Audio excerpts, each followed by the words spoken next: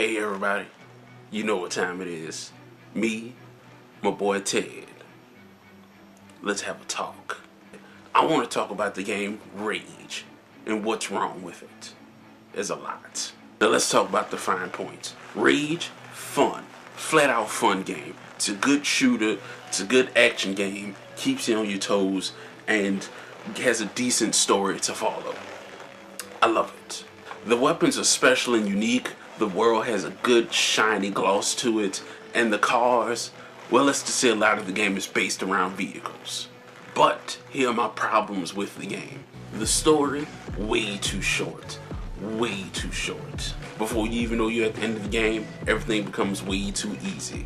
Getting experience, racking up points, just becomes run of the mill. When early in the game it seems like a struggle. It seems like something you actually had to try for. As a matter of fact, if you knew that the game only had 3 parts, you would have tried a little harder. The game's main character is nobody special. Could have been any old bloke. He doesn't matter. Let me spoil a bit of the game for you. Basically, let me spoil the whole story. Apparently, a giant cataclysm happened, which caused a large group of very important people to go underground into these things called arcs. And then when the time is right, they would arise, take the Earth back, reclaim what they lost. Put civilization back on the map. Well, back on the face of the earth, actually. But because of whatever happened, now they're mutants and freaks. And the people who did survive, now they've built these structures in the wasteland of what was Earth. And now they have their own way of doing things. Which I kind of like. I can see myself in a place like that. And because of this, people know about the arcs. And they feel it's their job to go out, find them, and destroy who's ever inside of them. Because apparently the ARC people have very important nano cells or nanobites within them that people want to take. Because apparently it has power and energy and can do stuff. So your character is very important. That's really all he has. There's nothing else about him. I don't even know his name. And long story short, the game ends with you unlocking all of the rest of the arcs and everyone wakes up. There was supposed to be a part 2, but the game didn't do too well. Good setup though. Now what I don't like, how on the game has 3 parts.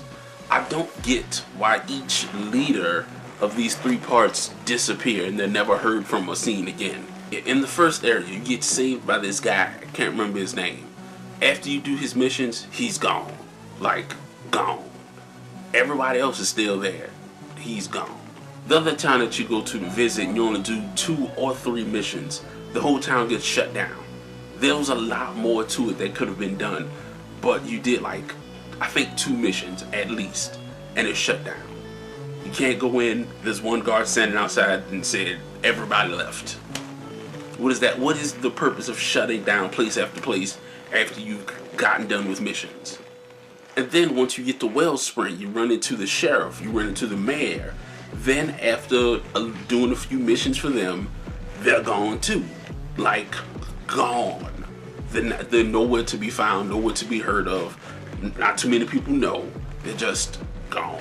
And then once you get to this underground subway city, I can't remember the guy's name. He has a dragon on his head. He's gone after a while too. He's not locked up in his office, but you do 2 missions for him at most, and he's gone. I don't like the system of how the game does that it just makes people disappear one after another for no actual reason. They just decided to move on after you've done a few missions. Oh, hey buddy, what's up? Oh,